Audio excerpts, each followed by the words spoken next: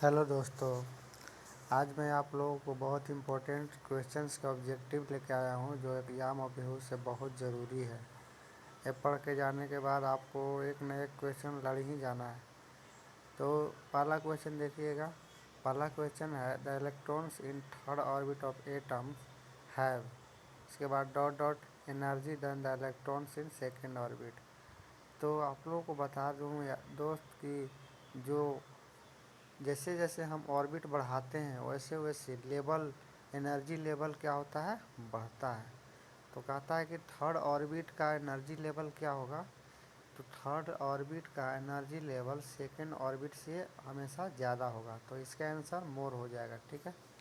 दूसरा है when an electron jumps from high orbit to lower orbit. यदि कह रहा है कि कोई इलेक्ट्रॉन्स हायर ऑर्बिट से लोअर ऑर्बिट में जंप करेगा तो उसका एनर्जी लेवल क्या होगा। तो वो एनर्जी लेवल को इमिट्स करेगा। इमिट्स मतलब कि उत्पन्न करेगा एनर्जी। ठीक है, हीट उत्पन्न करेगा। एनर्जी कुछ भी हो सकता है, हीट हो सकता है। ठीक है। तो इसका आंसर दूसरा का जो आंसर है आपको 2 नंबर इमिट्स हो जाएगा। दूसरा का ये आंसर हो जाएगा और पहला का हो जाएगा। तीसरा जो क्वेश्चन है which of following is quantized according to Bohr's theory of atom. तो बोर्स थ्योरी ऑफ एटम्स के अनुसार, ठीक है, बोर्स का सिद्धांत जो दिए थे परमाणु सिद्धांत, उसमें एंगुलर मोमेंटम ऑफ इलेक्ट्रॉन्स के बारे में बताया गया था।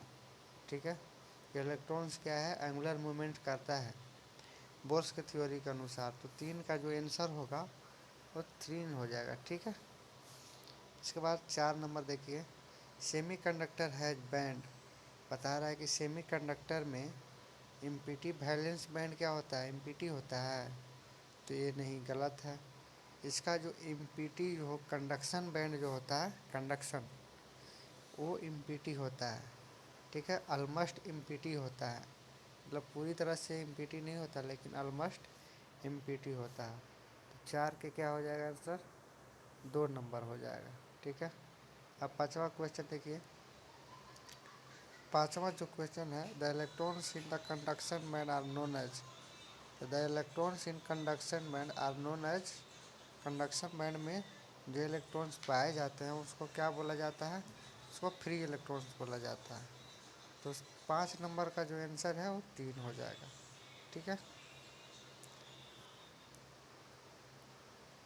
इसके बाद 6 नंबर देखिए। In insulators the energy gap between valence and conductor band, conduction band. Insulator में वैलेंस बैंड और कंडक्शन बैंड के बीच गैप कितना होता है। ठीक है। पहला ऑप्शन है वेरी लार्ज होता है। इंसुलेटर में गैप जो होता है बहुत ज़्यादा होता है। ठीक है, कंडक्शन बैंड और इंसुलेटर के और वैलेंस बैंड के बीच में गैप ज़्यादा होता है। तो 6 नंबर का आंसर क्या हो जाएगा, वेरी लार्ज। 7 नंबर है in a conductor the energy gap between valence and conduction band. तो कंडक्टर की बात कर रहा है, तो कंडक्टर में एनर्जी गैप जो होता है वैलेंस और कंडक्शन बैंड के बीच बहुत स्मॉल होता है। तो इसका 3 हो जाएगा। ठीक है, 3 नंबर हो जाएगा। 8 नंबर है according to Bohr's theory of atom and electrons can move in orbit of. Bohr's के थ्योरी के अनुसार electrons move in orbit any radius, certain radius, some range of radius. तो बोर्स के नियम के अनुसार जो सर्टेन रेडियस में ही ऑर्बिट इलेक्ट्रॉन्स मूव करते हैं। ठीक है, तो ये 8 के 2 हो जाएगा।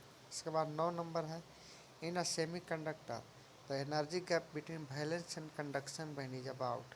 सेमी कंडक्टर में energy gap between valence band conduction band के बीच जो एनर्जी गैप होता है वो 1 इलेक्ट्रॉन वोल्ट होता है। ठीक है, ये याद रखिएगा दोस्त। और यही अगर पूछ देगा कि energy gap between valence and conduction band in insulator, तो आप इसका क्या मारिएगा, इसमें इंसुलेटर में बहुत ज़्यादा होता है तो आप 15 इलेक्ट्रॉन वोल्ट मारें। ठीक है, तो ये था आज का इम्पोर्टेंट क्वेश्चंस। इसको एक बार बढ़िया से देख लीजिएगा, कोई भी एग्ज़ाम में इससे ज़रूर क्वेश्चन पूछेगा। ठीक है दोस्त, तो आज के लिए थैंक यू।